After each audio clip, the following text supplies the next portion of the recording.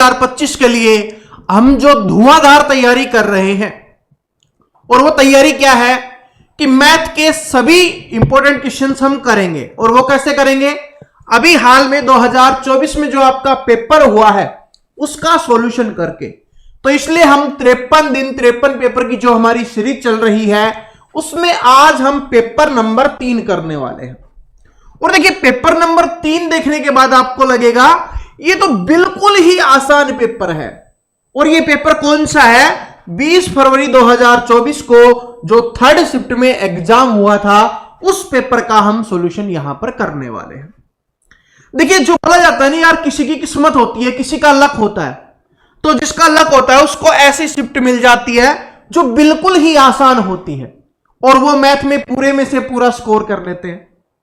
लेकिन इसका मतलब ये नहीं है कि अगर आपकी शिफ्ट हार्ड आ जाए तो आप पूरे में से पूरा नहीं करोगे, आप बिल्कुल करोगे। सबसे पहले हमारी जो है 53 दिन की सीरीज है मैथ की, इसको जरूर देखना। इसमें 1000+ क्वेश्चंस आप नए सीखने वाले हो जो आपके एग्जाम्स में पूछे गए हैं।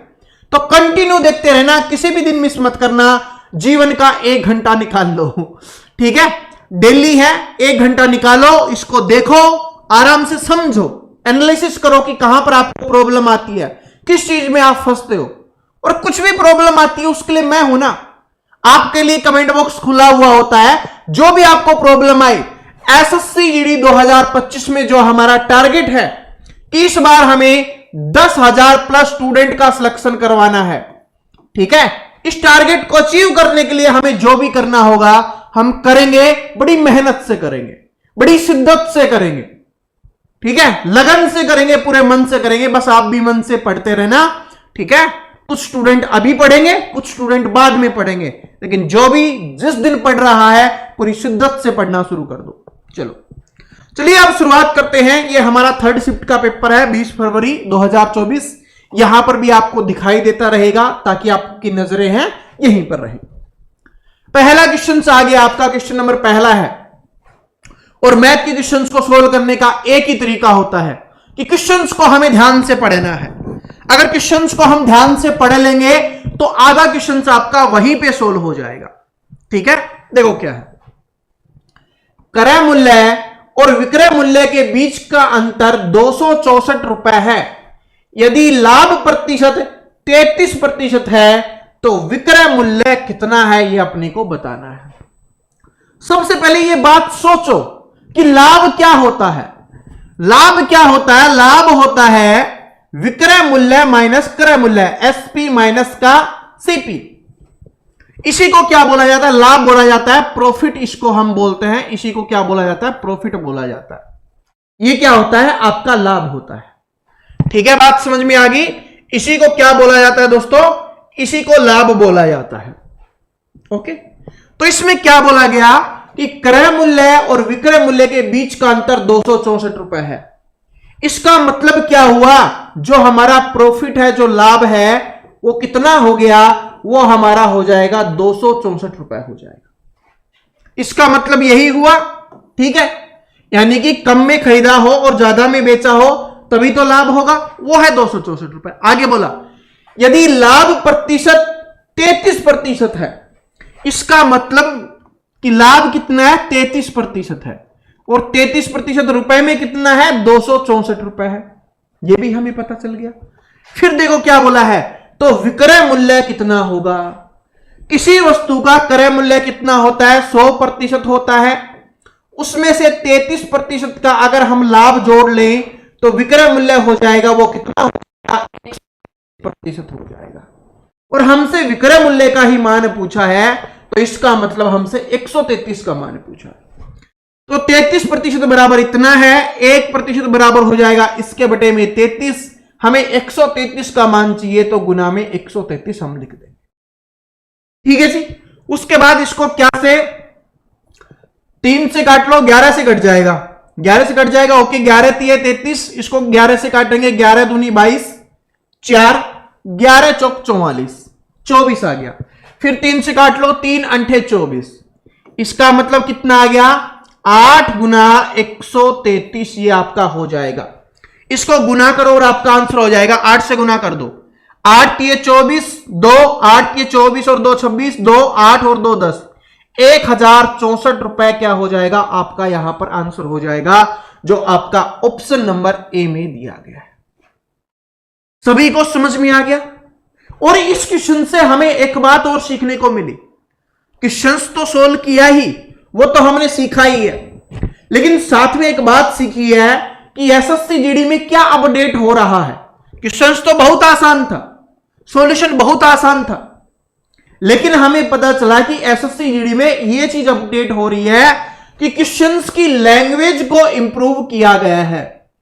लैंग्वेज को ऐसे बनाया गया है कि रटने वाले स्टूडेंट नहीं कर सकते।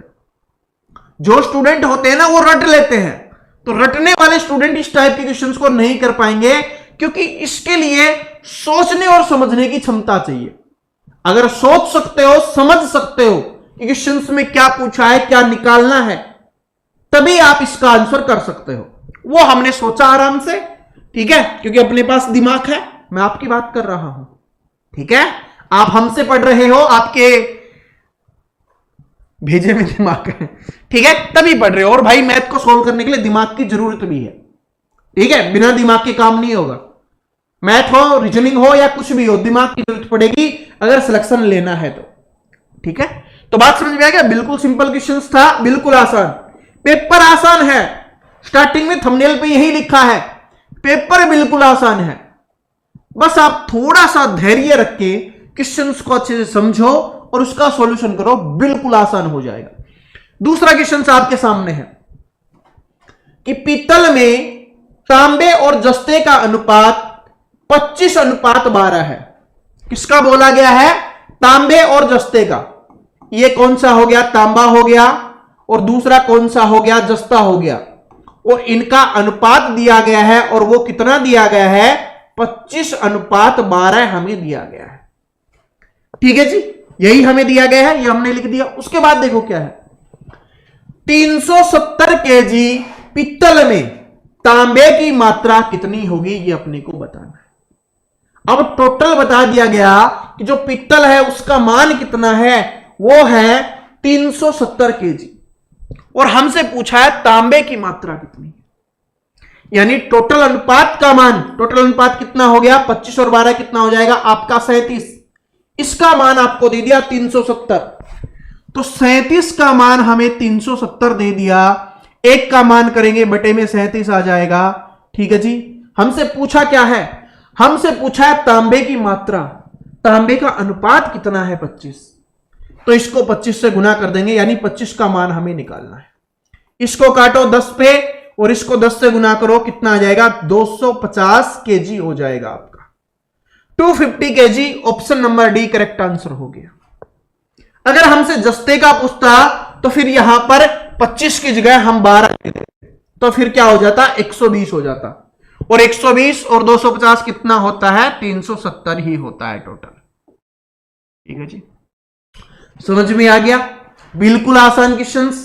आप इसको मिश्रण का क्वेश्चंस मान लो, आप इसको अनुपात का क्वेश्चंस मान लो, जो भी आपका दिल करे, लेकिन क्वेश्चन सबसे आसान है। बिल्कुल सिंपल तरीके से सोल्व करना है, जो दिया गया है उसी को। ये 370 केजी दिया गया है, देखो पित्तल का मान दिया गया है, ये कंफ्यूज नहीं होना, ये पित्तल है। पित्तल में ये दोनों चीजें हैं, तो ये पित्तल का मान है, इसका मतलब ये टोटल का मान दिया गया है, और टोटल हमारा 37 आता है। 37 का मान 370, एक का मान 10 हो गया, 25 का मान 250 हो जाएगा। इसका मान पूछता तो 120 हो जाता। ऐसे अपने को करना है। ठीक है, समझ गए? अरे फौजी बनने वाले हो आप, समझ गए मेरे फ्यूचर फौजियों? फ्यूचर में आप फौजी बनने वाले हो, फौज की वर्दी पहनने वाले हो, तो जोश और जुनून आपके अंदर होना चाहिए, भरा होना चाहिए, कूट कूट के भरा हुआ होना चाहिए। ठीक है, बहुत अच्छे से। चलो अगला क्वेश्चन देखते हैं। हंसते हुए जोश के साथ, मस्ती के साथ क्वेश्चंस को सोल्व करो, दिमाग भी चलेगा, पढ़ाई में मन भी लगेगा, और क्वेश्चंस करने में मजा भी आएगा। और जिस चीज में ये सारी चीजें हो जाती हैं, फिर सिर्फ सिलेक्शन ही होता है, बाकी कुछ नहीं होता। देखो क्या है, एक व्यक्ति पहले 11 किलोमीटर की दूरी 60 मिनट में और अगले 22 किलोमीटर की दूरी 30 मिनट में तय करता है। तो पूरी यात्रा के दौरान उसकी औसत चाल कितनी है, उसकी औसत चाल बतानी है। तो देखो सबसे पहले देखो 11 किलोमीटर की दूरी कितने मिनट में तय करता है, 60 मिनट में, और 22 किलोमीटर की दूरी 30 मिनट में तय करता है। तो दूरी वो कितनी तय कर रहा है, 11 यहां से तय कर रहा है 11 किलोमीटर, प्लस में 22 यहां से कर रहा है, इसका मतलब 33 किलोमीटर की दूरी वो तय कर रहा है। टोटल समय कितना ले रहा है, 60 मिनट यहां से ले रहा है, 30 मिनट यहां से ले रहा है, इसका मतलब इसको करने में 90 मिनट का समय ले रहा है। तो हमसे क्या पूछा है, तो पूरी यात्रा के दौरान उसकी औसत चाल कितनी है ये अपने को बताना है। 33 किलोमीटर की दूरी को वो 90 मिनट में तय करता है, तो हमें बताना है कि उसकी स्पीड कितनी होगी, ठीक है, औसत चाल कितनी होगी, और पर घंटा बताना है, किलोमीटर प्रति घंटा, यानी 1 घंटे में वो कितनी दूरी तय करेगा। जब हमें पता है कि 90 मिनट में वो 33 किलोमीटर जाता है, तो हमसे 60 मिनट का पूछा है, तो 60 से गुना कर दो, 30 दूनी 60, 30 तिये 90, 3 से काटा 11 पे, 11 दूनी क्या हो जाएगा, 22 किलोमीटर प्रति घंटा उसकी स्पीड हो जाएगी। तो ऑप्शन नंबर ए क्या हो गया, इसका करेक्ट आंसर हो गया। ठीक है, बस यही करना था। ठीक है, कभी कभी क्वेश्चंस को सोल्व करते समय आपको क्वेश्चंस को सोल्व करते समय यह भी ध्यान रखना है कि ऑप्शंस में क्या है, पूछा क्या गया है। ठीक है, आगे क्वेश्चंस आएंगे जिसमें आपका आंसर मीटर पर सेकंड में आ रहा होगा, लेकिन ऑप्शन में किलोमीटर प्रति घंटे में होगा, तो आपको मीटर पर सेकंड को किलोमीटर प्रति घंटे में बनाना होगा। कभी किलोमीटर प्रति घंटे में आ रहा होगा और मीटर पर सेकंड में ऑप्शन दिया होगा, तो किलोमीटर प्रति घंटे को आपको मीटर पर सेकंड में बनाना होगा। सारी चीजें हमें देखनी होती है कि ऑप्शंस क्या दिए गए हैं। ठीक है, आंसर निकालना ही नहीं, सही आंसर निकालना भी जरूरी होता है। देखो क्या वो है ना, जैसे आप फौजी बन जाओगे तो आपके पास गन होगी, तो आप क्या सोचोगे कि भाई उड़ा दे, लेकिन सही आदमी को उड़ाना है ना, समझ रहे हो ना, जो हमारे देश के लिए खतरा होगा पिल देना। ठीक है, लेकिन भाई वहां पर ट्रेनिंग दी जाती है कैसे कैसे क्या करना है। ठीक है, जोश में मत आना, लेकिन अभी जोश रखो कि हाँ भाई सारा मौका मिलेगा। चलो देखो, एक कुर्सी का अंकित मूल्य 5,000 रुपए है, 10% और X% की 2 क्रमागत छूट देने के बाद कुर्सी है 3,150 रुपए में बेची जाती है, तो X का मान क्या होगा। जो हमने पहला पेपर किया था सेम ऐसा क्वेश्चन हमने उसमें किया था, याद आ गया होगा। तो याद आ गया, अब इसको करने की कोशिश करो, क्योंकि आपको खुद ट्राई करना है।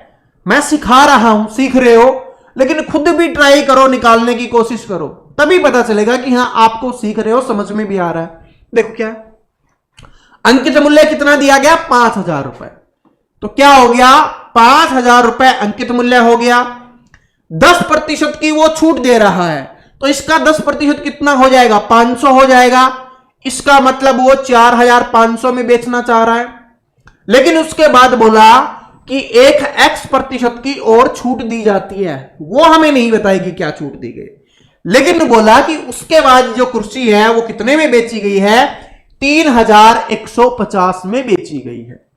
कितने में बेची गई है दोस्तों, 3,150 में।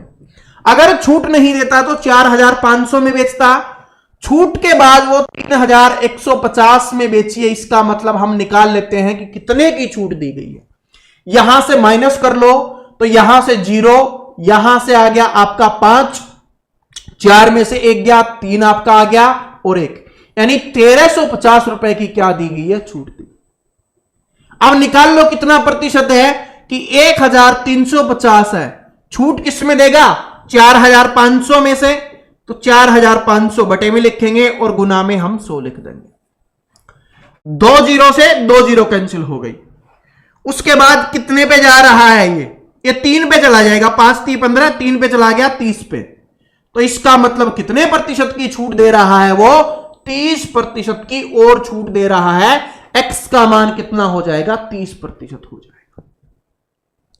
पहले वाली क्लास में भी समझाया था, अब दोबारा से समझा दिया है, अब आप खुद करने लग जाओ। भाई 5,000 रुपए था, 10% की छूट दी, तो 10% कितना होता है 5000 का, 2 जीरो हटा के गुना कर दो, 2 जीरो हटा के गुना करोगे 500 हो गया। 500 की छूट दे रहा है, मतलब 4500 में बेचना है। लेकिन फिर बोला कि और छूट दी गई है और उसके बाद इतने में बेचा है 3150 में से, तो वो छूट बताओ। तो सबसे पहले तो रुपए में निकालनी होगी, फिर प्रतिशत में निकालेंगे। तो 4500 में बेचनी थी, 3150 में बेची है, इसका मतलब 1350 की छूट दी गई है। अब ये प्रतिशत निकाल दो कि 1350 है, वो छूट तो इस पे दी गई ना 4500 पे से, तो कितना प्रतिशत है, वो 30% हो जाएगा। तो ये आपका आंसर हो जाएगा। ठीक है, ओके, समझ में आ गया। चलो आगे चलते हैं। ये वाला देखो, बिल्कुल सिंपल कि दो संख्याओं का अनुपात दिया गया है 11:13 के अनुपात में है। यदि उनका HCF 7 है तो संख्याएं ज्ञात कीजिए कि वो संख्याएं क्या होंगी। देखिए, जब भी ऐसा क्वेश्चन आए, सबसे सिंपल तरीका है और सबसे इजी क्वेश्चन है, तभी तो बोला कि पेपर भी बहुत आसान है। अभी तक जो हमने किए आसान आसान क्वेश्चंस थे, जो हमने पहले सीखे हैं मोस्टली वही क्वेश्चंस थे, या बिल्कुल आसान क्वेश्चन है। ये जिसको नहीं आता अभी सीख लो, नहीं आता कोई बात नहीं। 2024 का तो पेपर हो चुका है, 2025 के लिए तैयारी कर रहे हैं, उसके लिए हमारे पास समय है। सिखाने के लिए मैं तैयार हूं, सीखने के लिए आप तैयार हो, फिर क्या टेंशन, फिर तो कोई भी टेंशन नहीं है। तो टेंशन नहीं है तो देखते हैं इसके लिए क्या करना है। जब भी ऐसे आ जाए और HCF आपको दिया हो तो HCF से इस अनुपात को गुना कर दो, वो संख्या निकल के आ जाएगी। तो 11/7 कितना हो जाएगा, 77 हो जाएगा। और दूसरा 13/6 13/7 91 हो जाएगा आपका। ये 77 अनुपात 91 हो गया। किसी में दिखाई दे रहा है, ऑप्शन नंबर बी में दिखाई दे रहा है, तो option number B correct answer हो जाएगा। कुछ नहीं करना है ऐसे क्वेश्चंस में, डायरेक्ट जो अनुपात दिया गया है उसको HCF से गुना कर दो, आपका आंसर है, आराम से आ जाएगा। समझ में आ गया। तो LCM HCF से भी ऐसे क्वेश्चंस भी आते हैं। कल हमने सीखा था कौन सा LCM HCF में, कि पहली संख्या गुना दूसरी संख्या बराबर LCM गुना HCF, उनमें से चारों में से कोई भी एक पूछ लेता है। दूसरा इस टाइप का क्वेश्चन पूछता है जो हमने अभी किया है। देखो ये वाला, देखो क्या है कि एक मूवी टिकट के मूल्य में 18% की वृद्धि की गई। टिकट के मूल्य में वृद्धि होने के बाद दर्शकों की संख्या 25% कम हो गई, तो आय पे कितना प्रभाव पड़ेगा ये अपने को बताना है। ठीक है, तो मूल्य में वृद्धि होगी कितने की, 18 की। तो पहले मूल्य कितना था टिकट का, 100 था।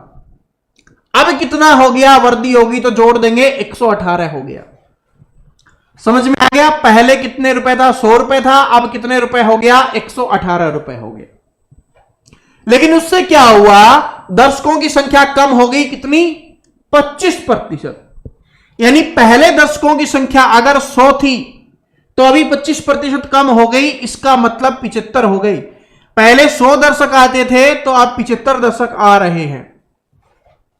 तो अपने को बताना है कि आय पर क्या प्रभाव पड़ेगा, कम होगी या ज्यादा होगी। तो सबसे पहले तो इसका गुना करो, तो ये कितना हो जाएगा आपका, ये आपका हो जाएगा 10,000। ठीक है, इसको आपको गुना करना है, 118 को 75 से गुना करना है। 118 को आपको 75 से गुना करना पड़ेगा। ठीक है, वैसे तो इसको कई तरीके से आप गुना कर सकते हो, लेकिन सबसे सिंपल वाला ही देख लेते हैं, बाकी कैलकुलेशन में हम सीखेंगे तब देखेंगे। भाई 118 को 75 से करते हैं। ठीक है, मैं कुछ हिंट भी आपको बता दूंगा कि कैसे कैसे आप कर सकते हो। पहले इसको कर लेते हैं, 8 पंजे 40, 4 5 4 9 और 5। ठीक है, उसके बाद कितना हो गया, 8 7 56, 5 7 5 12, 2 1 7 1 8, कितना हो गया 8700, सॉरी यहां से 0, ये 5 हो गया, 7 और 1 8 हो गया, 8850 हो गया। ये 8850 हो गया। इसका मतलब इतने से इतना हो रहा है। पहले अगर इतने का इनकम हो रही थी तो अब इतने की हो रही है, इसका मतलब कमी होगी। तो ऑप्शंस में सारे में कमी ही है, तो ये आपको और चेक करना पड़ेगा। अब हमसे पूछा है क्या प्रभाव पड़ेगा, कितना कम होगा।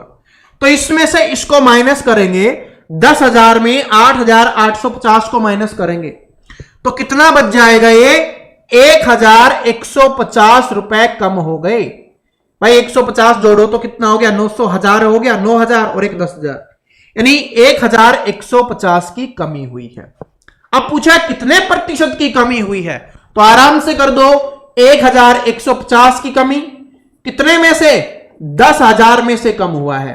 प्रतिशत के लिए 100 का यूज करेंगे, 3 जीरो से 3 जीरो उड़ गई, बाकी कितना बच गया, 115/10 है, तो इसको क्या लिख देंगे, 11.5% की क्या हो जाएगी, कमी हो जाएगी।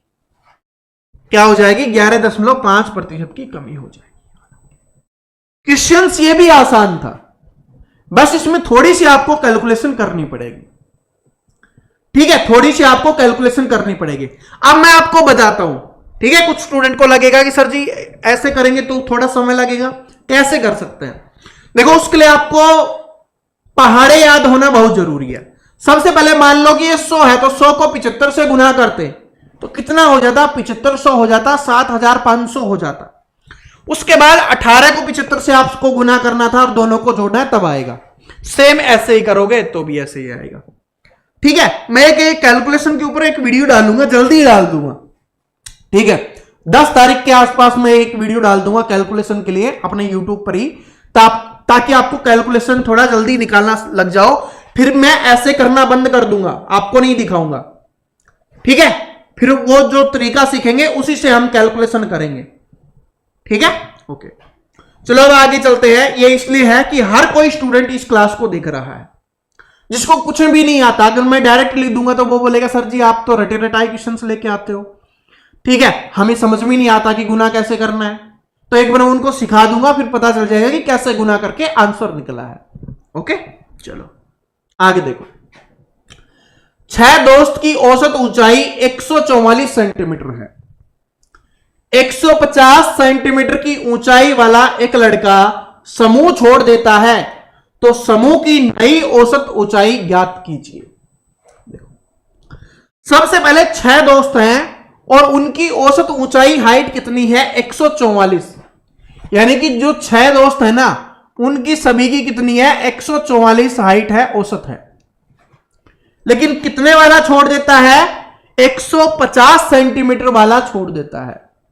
यानी कि जो उसका औसत 144 था और उसने 150 वाला छोड़ा है, इसका मतलब वो 6 सेंटीमीटर ज्यादा लेके गया है। ठीक है, अब ये वो तो 6 लेके जा चुका है, लेकिन 6 कम होंगे। वो किन में से होंगे, जो 5 लोग बच गए उनमें से होंगे, उनके औसत में से कम होगा। ठीक है, तो 6 कम करना है 5 में से, तो कितना कम होगा, 1 का। 5 से कम 5, कितना बच गया, 1 बच गया। 10.5 दूनी 10, यानी कि 1.2 उनका कम होगा। तो 144 में से 1.2 हम माइनस कर लेंगे, तो कितना हो जाएगा, 142.8 सेंटीमीटर उनकी हाइट बच जाएगी, जो ऑप्शन नंबर सी में दिया गया। क्या सभी को समझ में आया? दोबारा से देखो, 6 दोस्त हैं, उनकी कितनी है, 144 सेंटीमीटर, लेकिन 150 सेंटीमीटर वाला चला जाता है। इसका मतलब है कि जो एवरेज से वो 6 सेंटीमीटर लेके गया है ज्यादा, तो ज्यादा लेके गया है तो बचे हुए में से कम होगा, और कम लेके जाता तो बचे हुए में से ऐड गया तो कम होगा। कितना कम होगा, 6 ज्यादा लेके गया है, 5 में से 5 लोगों में बटेगा तो 2 कम हो जाएगा। तो 144 में से 1.2 हमने किया तो 142.8 निकल के आ गया। ठीक है जी, ऐसे अपने को करना है आराम से। चलो आगे, अगला क्वेश्चन देखिए क्या है कि 4 संख्याओं का औसत 52 है। यदि 2 संख्याओं, भाई इसमें टाइपिंग मिस्टेक है, ये क्वेश्चन मुझे ध्यान आ गया, इसमें टाइपिंग मिस्टेक हो गई थी। ठीक है, इसमें टाइपिंग मिस्टेक, इसलिए मैं माफी चाहूंगा। ठीक है, उसमें टाइपिंग मिस्टेक है, कुछ लाइन छूट गई, तो फिर गलत हो जाएगा क्वेश्चन, कोई फायदा नहीं है। ठीक है, वही वाला है ना ये, 4 संख्याओं का औसत 52 है, प्रथम 2 संख्याओं का औसत, हाँ ये वही है। ओके, चलो ये देखो, यदि किसी टेबल का विक्रय मूल्य उसके क्रय मूल्य का 25% है तो हानि प्रतिशत कितना होगा, ये अपने को बताना है। क्या बोला, ध्यान से सुनो, कि किसी टेबल का विक्रय मूल्य उसके क्रय मूल्य का 25% है। किसी टेबल का विक्रय मूल्य यानी जो एसपी है वो उसके सीपी का 25% है, सिर्फ 25% है। अगर ये 100 है तो ये कितना हो गया, 25 हो गया। यानी 100 में किसी वस्तु को खरीदा था क्रय मूल्य और उसको 25 में बेच दिया विक्रय मूल्य, तो हमसे क्या पूछा है, तो हानि प्रतिशत ज्ञात करो। तो यहां पर हानि कितने की हुई है, 75 की हुई है, और 100 पे 75 क्या होगा, 75% ही। ये क्वेश्चन है अपना, और ये अनुपात का क्वेश्चन है, और अनुपात का ये बहुत ही आसान क्वेश्चन है, बहुत ही आसान क्वेश्चन। तभी तो मैंने बोला था कि आज का पेपर है वो बहुत आसान होने वाला है। क्या दिया गया है कि P अनुपात Q अनुपात R है, 9, 10 और 11 के अनुपात में है। तो हमसे पूछा गया है कि P plus Q, Q plus R और R प्लस P का मान कितना होगा। देखिए, P का मान आपके पास है, Q का मान आपके पास है, R का मान आपके पास है, आराम से हम इसको कर सकते हैं। पहले में हमें क्या करना है, P प्लस Q को जोड़ के लिखना है। तो P का मान 9 है, Q का मान 10 है, तो कितना हो जाएगा, 19 अनुपात हो जाएगा। दूसरा हम देखें क्या लिखना है, Q प्लस R को जोड़ के लिखना है। तो Q का मान 10 है, R का मान 11 है, तो कितना हो जाएगा आपका, ये 21 हो जाएगा। फिर किसको जोड़ना है, R प्लस P। R का मान हमारे पास 11 है, P का मान हमारे पास 9 है, 11 और 9 कितना हो जाएगा, 20 हो जाएगा। देख लो, ये जिस अनुपात में है वही आपका आंसर हो जाएगा। ऑप्शन नंबर डी में दिया गया है, तो ऑप्शन नंबर डी क्या हो जाएगा, आपका करेक्ट आंसर हो जाएगा। ये बहुत ही आसान क्वेश्चन था। ये स्टार्टिंग में जब हम अनुपात पढ़ाते हैं ना, तो स्टार्टिंग के 10-15 मिनट में ही ये चीजें सिखा देते हैं, ठीक है। तो वहीं से क्वेश्चन आया। बताओ, इतना आसान क्वेश्चन आपके पेपर में आते हैं। जिन स्टूडेंट को कभी कभी लगता है ना कि सर जी इतने आसान क्वेश्चन पेपर में आ ही नहीं सकते, देख लो आपके सामने ही पेपर है, आपके एसएससी जीडी का ही पेपर है। तो हर एक छोटी चीज जो आपको सिखाई जाती है उसको आप सीखा करें, ठीक है।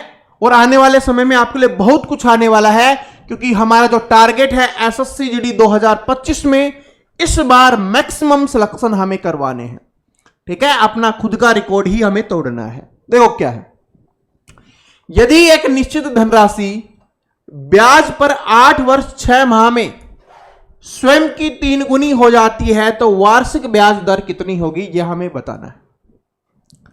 कितने महीने में हो रही है, कितने साल कितने महीने में, 8 साल 6 महीने में, यानी 8.5 साल हम इसको लिख सकते हैं।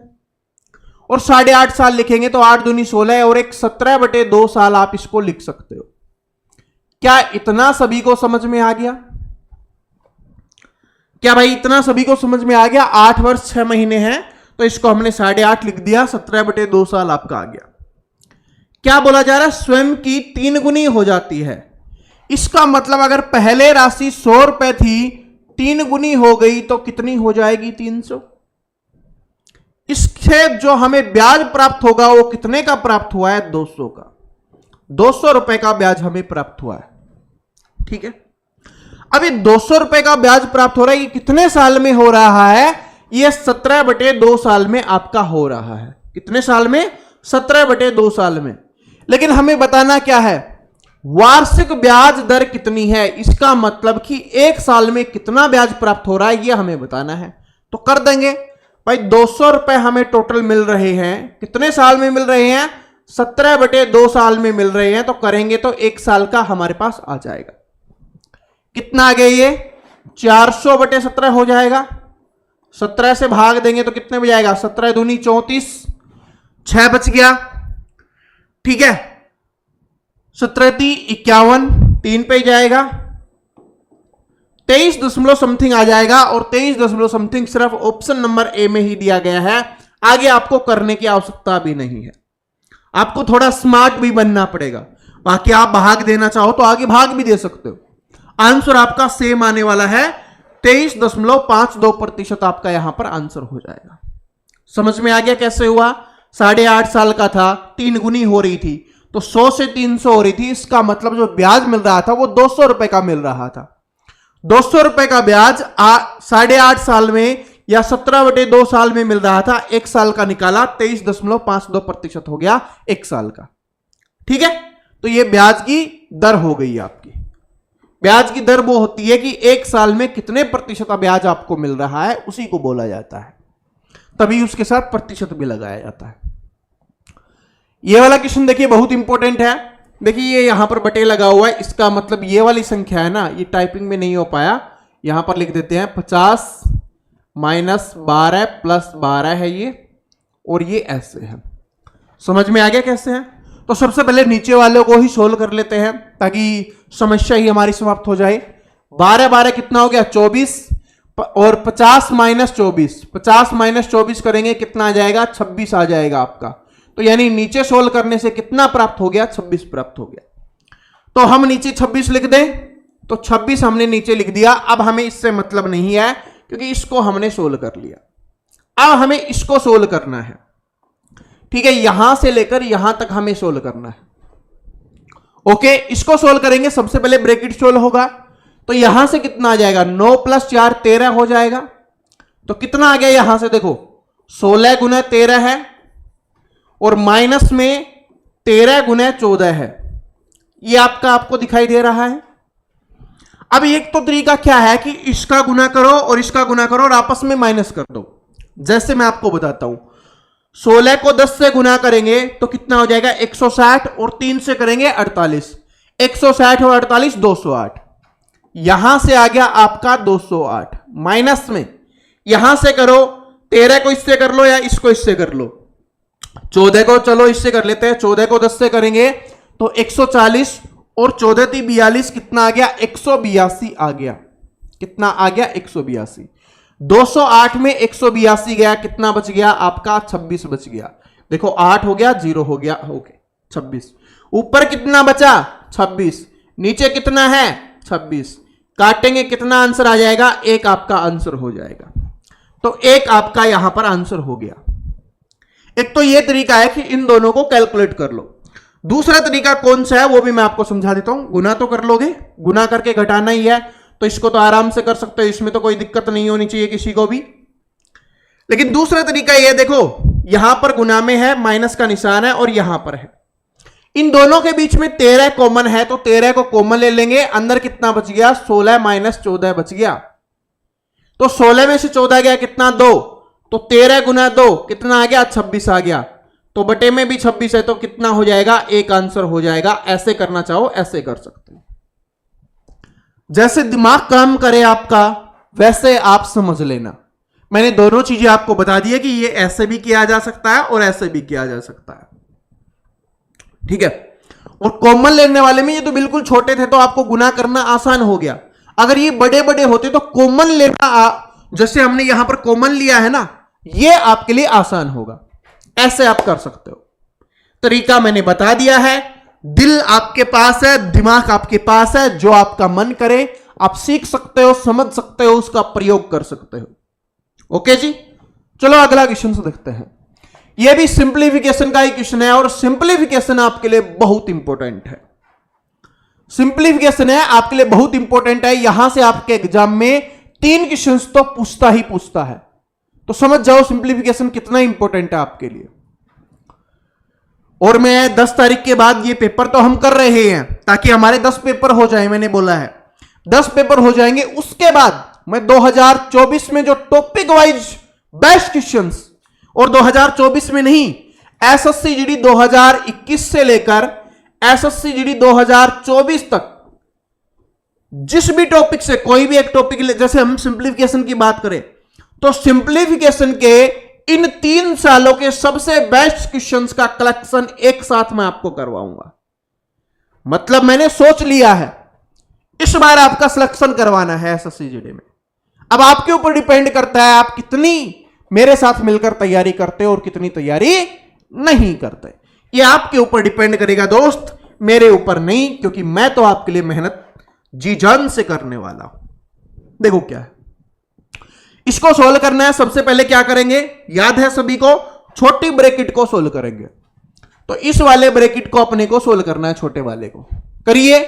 यहां पर भाग में है तो बटे में 16 आ गया, 4 एकम 4, 4 चौके 16, 4 से काटा इसको 6 पे, यानी इस पूरे को सोल्व करने पे हमें कितना प्राप्त हो गया, 6 प्राप्त हो गया।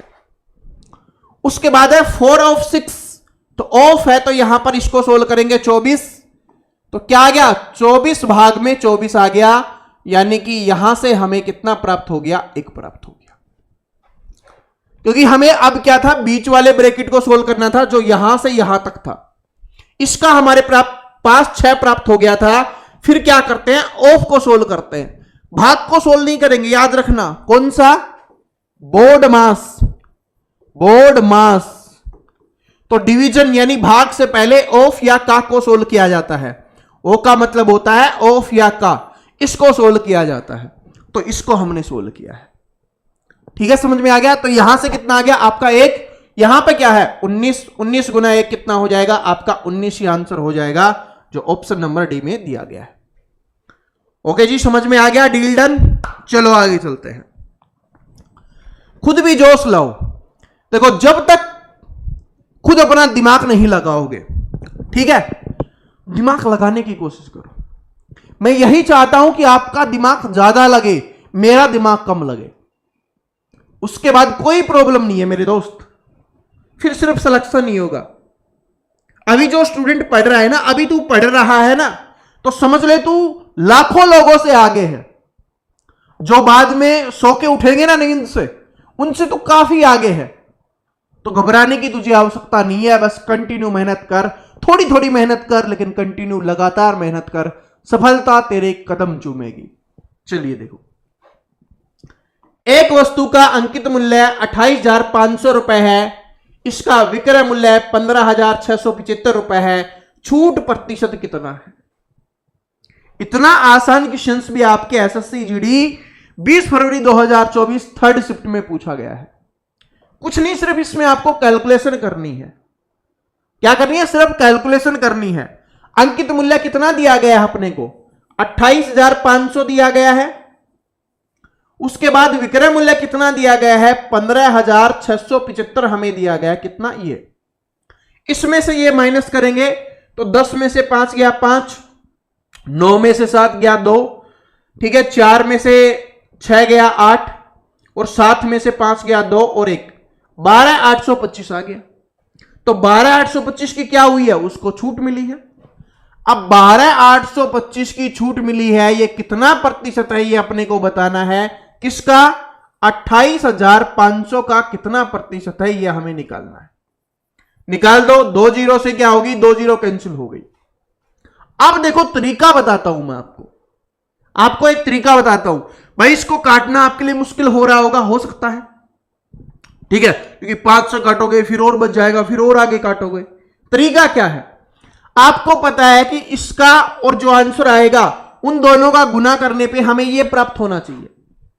अगर देखो 5 को 2 से गुना करोगे, इकाई का अंक 0 आएगा। यहां पर 5 है, 0 नहीं हो सकता, तो यह आंसर नहीं हो सकता।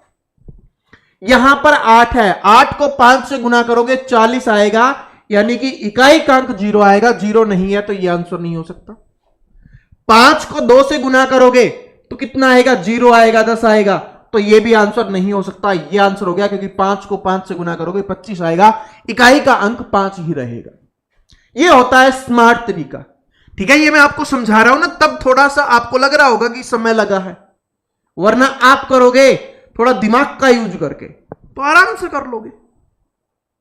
बात समझ रहे हो, आराम से हो जाएगा, कोई भी टेंशन लेने की आवश्यकता नहीं। आंसर आ गया अपना, काटने की भी आवश्यकता नहीं पड़ेगी, क्योंकि ये क्वेश्चन इसलिए दिया गया था ताकि स्टूडेंट कैलकुलेशन में उलझे रहें, कैलकुलेशन में उनके 2 4 5 मिनट खत्म हो जाए, लेकिन आपको बनना है स्मार्ट। देखो एक चीज है, पहले के समय में क्या होता था, जो स्टूडेंट हार्ड वर्क करता था उसका सिलेक्शन हो जाता था। फिर थोड़ा समय बदला, फिर क्या था कि जो स्टूडेंट स्मार्ट वर्क करता था उसका सिलेक्शन हो जाता था।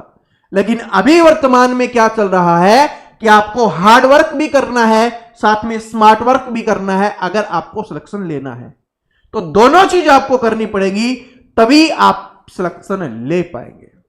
समझ गए? समझ गए तो चलो अब आगे चलते हैं, आगे बढ़ते हैं। ये तो आसान क्वेश्चन था।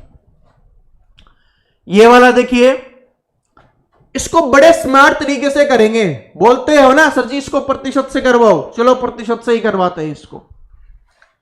कि यदि ब्याज वार्षिक रूप से संयोजित हो रहा है, जब भी ब्याज वार्षिक रूप से संयोजित होगा, इसका मतलब क्या है कि वो चक्रवृद्धि ब्याज है। क्या है? चक्रवृद्धि ब्याज है।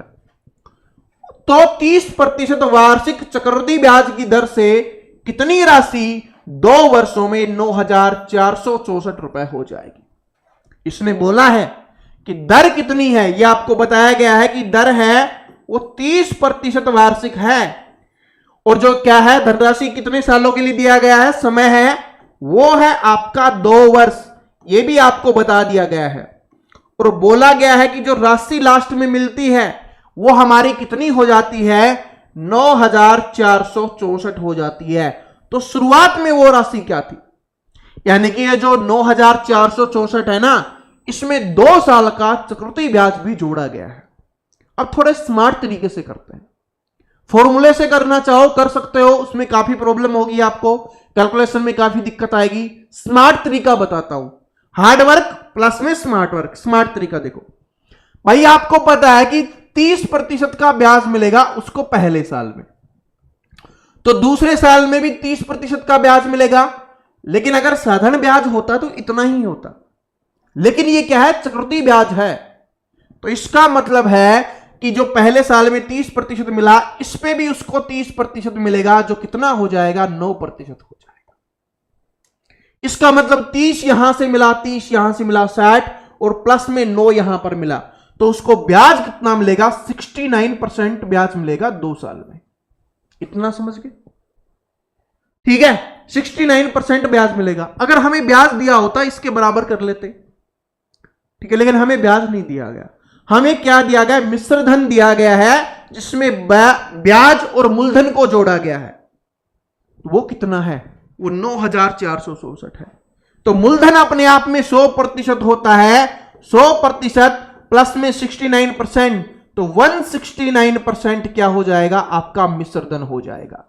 तो जो ये मान दिया गया वो किसका दिया गया, 169% का दिया हुआ है। बस अब आराम से कर लेंगे, अब हमें कोई दिक्कत नहीं है मेरे दोस्त। अब आराम से हम करेंगे कि 169 का मान हमें कितना दिया गया है, 9,464। किसका मान है ये, 169 का है। मान किसका निकालना है, हमें 100 का मान निकालना है। किसका मान निकालना है, 100 का मान निकालना है। अगर इसको कैलकुलेट करोगे तो भी समय लगेगा। वैसे काट सकते हो आराम से, 13 से काटोगे तो कट जाएगा, उसके बाद दोबारा से 13 से काटोगे कट जाएगा, आराम से कट जाएगा, ऐसा नहीं कि नहीं कटेगा। काट सकते हो, जो स्मार्ट हैं जिनको 13 का पहाड़ा आता है वो आराम से काट सकते हैं। लेकिन मैंने तो बोला है, मैंने तो ये चीज ठानी है कि आपको स्मार्ट चीज सिखानी है। ट्राई करके देखेंगे, हो रहा है तो ठीक है, वरना अगर कभी कभी 2 ऑप्शन में आ जाता है फिर हमें कैलकुलेट करना ही पड़ेगा। देखो इसको काटेंगे तो इसका मतलब है कि इस संख्या को इन ऑप्शन में किसी भी संख्या से गुना करने पर हमें यह प्राप्त होना चाहिए। ठीक है, 100 हटा देते हैं, यानी 2 जीरो हटा देते हैं, जिसके अंत में 2 जीरो है वो आंसर हो सकता है, ये नहीं होगा। अब करो कि इसको इनमें से किस इकाई के अंक से गुना करें कि 4 आना चाहिए। देखो पहले करो, ये तो हट गया, उसके बाद देखो इस पे देखो 8, 9 अंठे 72, 4 नहीं आ रहा, 2 आ रहा है, तो आंसर नहीं हो सकता। यहां पर 4 देखो, 9 चौके 36, 6 आ रहा है, तो आंसर नहीं हो सकता। 9 को इससे करो, 9 छकी 54, 4 आ रहा है, यही आंसर हो गया, और वैसे बचा भी यही था, तो यही आंसर हो गया। ठीक है, तो बात समझ में आ गई। और इससे काटोगे तो डायरेक्ट ये 56 पे कट जाएगा, और ये आपका कितना आंसर हो जाएगा, 5,600 रुपए वो राशि थी, ये आपका यहां पर आंसर हो जाएगा। स्मार्ट तरीका बताया ना, ऐसे अपने को करना है। और ये ऑप्शंस मैंने अपने मन से नहीं लिखे हैं, ये बात आपकी क्लियर कर देता हूं। ये ऑप्शंस आपके एसएससी जीडी के एग्जाम में आए हुए ऑप्शंस ही हैं। ठीक है, तो ये स्मार्ट तरीका होता है कैलकुलेशन को और आसान करने का, वरना 13 के पहाड़े पढ़ो और आराम से आंसर निकाल दो, वो भी कर सकते हो। ठीक है, देखो 18 आदमी एक काम को 13 दिन में पूरा कर सकते हैं, 54 आदमी उसी काम को कितने दिन में पूरा करेंगे? वो वाला फॉर्मूला याद है, मैंने आपको बताया था mdh/w। और जब वर्क ना दिया हुआ हो तो सिर्फ हम mdh का यूज करते हैं, जिसमें m का मतलब होता है मैन, काम करने वाले व्यक्ति, d का मतलब होता है डेज, काम जितने दिनों में काम हो रहा है, दिनों की संख्या, h का मतलब होता है आवर, जितने घंटे काम हो रहा है। इनमें से जो जो दिया हुआ होता है उन दो का यूज हम कर लेते हैं, कभी 3 दे देता है, कभी 2 दे देता है। तो सबसे पहले मैन की संख्या कितनी दी गई? 18। कितने दिनों में करते हैं? 13 दिनों में। उसके बाद कितने आदमी हैं? 54 आदमी। कितने दिनों में करेंगे ये हमसे पूछा है, तो D2 का मान हमें निकालना है। तो यहां से 54 है, इसके बटे में आ जाएगा, D2 का मान निकालेंगे तो 18 × 3 = 54। कितना आ गया? 13/3 दिन में ये काम होगा, तो 13/3 दिन इसका आंसर हो गया। ये मत सोचना कि 13/3 आ गया, आंसर कैसे होगा? अरे आंसर में ऑप्शन में देखो यही है, कुछ सोचने की आवश्यकता नहीं है। जब आपके सोल्व करने का तरीका सही है, आपने सही तरीके से क्वेश्चंस को सोल्व किया है, तो आपको कोई भी प्रॉब्लम नहीं होगी। ठीक है, नहीं होनी चाहिए, टेंशन नहीं लेने का, खुद पे कॉन्फिडेंस रखने का। ठीक है जी, चलो। एक गोले की त्रिज्या 4.2 सेंटीमीटर है, गोले का आयतन कितना है? बताओ, इससे आसान कोई क्वेश्चन हो सकता है? जो बोलते हैं सर जी मेंसुरेशन आता है, हार्ड आता है। कल ही इसका फॉर्मूला आपको समझाया था, तो जिसको इसका फॉर्मूला याद है आंसर इसका कमेंट करेंगे, और जिसको नहीं याद है, क्यों नहीं याद है? क्यों नहीं याद है? आपको समझा भी चुका, फॉर्मूला बता भी चुका। उस फॉर्मूले का यूज करो, आर की जगह रेडियस त्रिज्या 4.2 का यूज करो, और आंसर आपको कमेंट करना है। वीडियो को रोको। देखो, आप मुझ पे विश्वास करके मेहनत कर रहे हो कि आपको सिलेक्शन लेना है, तो जो जो बात मैं आपको बोलता हूं उसको मानते हुए चलना। अगर विश्वास कर रहे हो तो 100% विश्वास करना, 100% मेरे साथ मेहनत करना, सफलता जरूर मिलेगी। मैथ में आप जरूर सीखोगे, मैथ में आप जरूर नंबर करोगे, और आने वाले समय में आपके लिए बहुत कुछ करने वाला हूं। कोई भी एक ऐसी चीज नहीं होगी जिससे मेरा फायदा हो, सारी की सारी वही चीजें आपके लिए आने वाली है जिससे आपका फायदा हो, आपका सिलेक्शन हो। ठीक है जी, जब मैं आपके लिए मेहनत करने के लिए तैयार हूं। कल विराट कोहली जी ने एक स्टेटमेंट दिया है कि जब मैं मैदान में उतरता हूं, मैं अपना 120% देता हूं, मैं 75% देने के लिए मैदान में नहीं उतरता।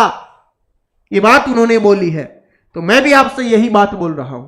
आप अपना 100% दो, मैं अपना 200% दूंगा।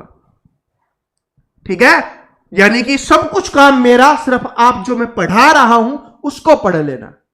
ठीक है, बाकी काम आप मुझ पे छोड़ देना। तो इसका आंसर कमेंट करो। इतना समय भी दे दिया है, आंसर आ भी गया होगा जिनको आंसर करना था। ठीक है, और जिनका नहीं आया आंसर चेक कर लो। ठीक है, फॉर्मूला चेक करो और आंसर निकालो। ये वाला क्वेश्चन देखो, एसएससी जीडी 2024 की मैं तैयारी करवा रहा था। अगर कोई स्टूडेंट 2024 की तैयारी वाला होगा तो उसको एक बात बताओ कि मैंने एक बताया था कि संख्याओं से संबंधित सवाल का चैप्टर आपके एग्जाम में आता है। बाकी टीचर्स नहीं करवाते, मैं आपको करवा रहा हूं क्योंकि इस बार यहां से क्वेश्चंस आएगा। और देख लो, क्वेश्चंस आया है। इतने साल का एक्सपीरियंस ऐसे ही नहीं बोलता, इतने हजारों का सिलेक्शन ऐसे ही नहीं बोलता, मेहनत करनी पड़ती है। ठीक है, तो निकल देखो क्या है। यदि किसी संख्या में से 25 घटा दिया जाए तो वह संख्या स्वयं की 50% हो जाती है, तो वो संख्या क्या है? क्या बोला गया कि कोई एक संख्या है, उसमें से 25 को घटा दिया गया। ठीक है, तो वो क्या बच जाती है? स्वयं की 50% बच जाती है। 50% का मतलब कितना होता है? स्वयं का आधा, यानी कि वो आधी बच जाती है। एक बात सोचो, 25 घटाने के बाद वो आधी बच रही है, इसका मतलब कितनी कम हो गई? आधी। अरे आधी का मान कितना हो गया? 25। एक का मान कितना हो गया? 25। दो का मान निकालना है तो इसको 25 से गुना कर देंगे तो पूरी संख्या कितनी हो जाएगी? आपकी 50 हो जाएगी। और वैसे भी कर लो कि आधी संख्या कितनी है? 25 है, तो पूरी संख्या उससे दुगनी हो जाएगी, क्योंकि आधी से दुगनी पूरी होती है। तो कितना हो जाएगा? 50 हो जाएगा। पेन लगाने की भी आवश्यकता नहीं है।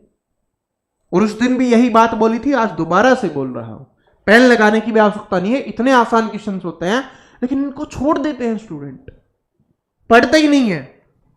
ठीक है, यूट्यूब पर इंटरेस्ट ही नहीं दिखाते वो इसका, इस चैप्टर को पढ़ने के लिए। देखो क्या है अगला क्वेश्चन है आपका, टाइम एंड वर्क से है। क्वेश्चंस को मैं थोड़ा जूम कर देता हूं ताकि आपको अच्छे से और क्लियर दिख जाए, ऑप्शंस तो हम बाद में देख लेंगे। देखो क्या है कि ए और बी अकेले अकेले तौर पर एक काम को क्रमशः 20 और 60 दिन में पूरा कर सकते हैं। अपने को बोला गया ए है 20 दिन में कर सकता है, बी है काम को 60 दिन में कर सकता है। एलसीएम 60 आ गया, क्षमता 3 और 1 आ गई।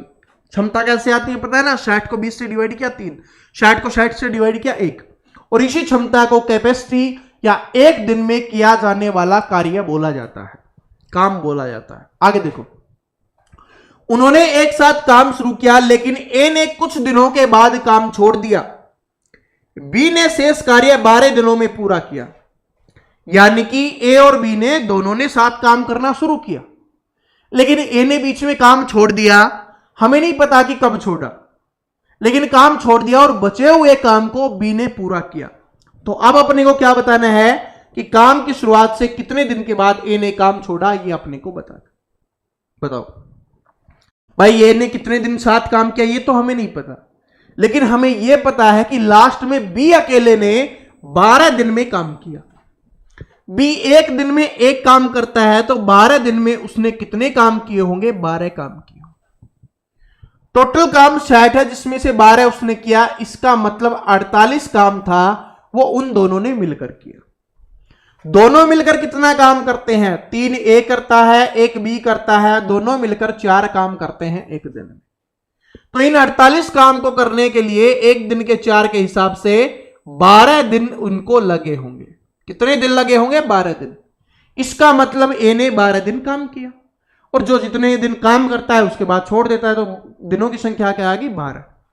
तो यही हमसे पूछा है कि ए कितने दिनों के बाद काम छोड़ देता है, ये पूछे। या आपसे ये भी पूछ सकता है कि ए ने कितने दिन काम किया, तो वो भी 12 हो जाता दोनों। लेकिन अगर आपसे ये पूछे क्वेश्चंस में कि बी ने कितने दिन काम किया, तो बी देखो यहां पर ए के साथ मिलकर 12 दिन काम करता है, प्लस में 12 दिन वो अकेले काम करता है, तो वो कितने दिन काम करता है, 24 दिन काम करता है। बी का पूछेगा तो ये करते। आपसे ये भी पूछा जा सकता है कि पूरा काम कितने दिन में हुआ, 12 दिन दोनों ने मिलकर किया, 12 दिन बी अकेले ने किया, तो पूरा काम भी 24 दिन हुआ। ठीक है, क्योंकि बी है वो लास्ट तक था, तो इसने भी 24 दिन काम किया है, और पूरा काम भी 24 दिन में हुआ है। 4 तरीके से ये पूछा जा सकता है, चारों तरीके मैंने आपको बता दिए हैं। ठीक है जी, चलो अगले क्वेश्चन पे चलते हैं। ये देखो फिर से सिंप्लीफिकेशन का आ गया। सोल्व करो, ये तो बिल्कुल आसान है। सबसे पहले भाग को सोल्व करना है, तो कितना आ जाएगा आपका, 41/14 नहीं कट रहा, गुना में 84 है। इसको भी साथ सोल्व कर लो। 7 दूनी 14, 12 7 84, 2 से काटोगे कितने पे गया, 6 पे गया। इसको गुना कर लो, इधर से कितना है 880, प्लस में इसको गुना करेंगे 6 से, तो कितना हो गया 246, और माइनस में कितना है 26 है, तो इसमें से 26 माइनस कर देंगे 220, तो इधर से कितना बच गया 880 प्लस में 220, तो जोड़ेंगे तो कितना आ जाएगा 1100 आ जाएगा, या 1100 आ जाएगा। तो option number D correct answer हो गया। बताओ, बिल्कुल सिंपल था, आराम से किया जा सकता है, कुछ भी ऐसा नहीं था इसमें। बस अपना यहीं पे पेपर है आज का समाप्त होता है। आज का पेपर कैसा लगा, आज की क्लास कैसी लगी, कमेंट करके सभी स्टूडेंट जरूर बताना। कोई भी प्रॉब्लम रहती है, कुछ भी आप पूछना चाहते हो, कुछ भी कहना चाहते हो, कमेंट बॉक्स आपके लिए खुला हुआ है। ठीक है, तो कमेंट जरूर किया करें, जिससे मुझे पता चलता रहेगा कौन कौन हमारे स्टूडेंट हैं जो रेगुलर पढ़ रहे हैं, कौन कौन अपना टारगेट बना चुके हैं एसएससी जीडी 2025 में सिलेक्शन लेने के लिए। तो वो आपके कमेंट से ही हमें पता चलता रहेगा, और कमेंट में आपको वो जो दिल मिलता है ना, वो भी मिलता रहेगा। ठीक है जी, तो फिर कल मिलते हैं इसी समय इसी चैनल पे। तब तक हंसते रहिए, मुस्कुराते रहिए, पढ़ते रहिए और प्रैक्टिस जरूर करते रहिए। Thank you.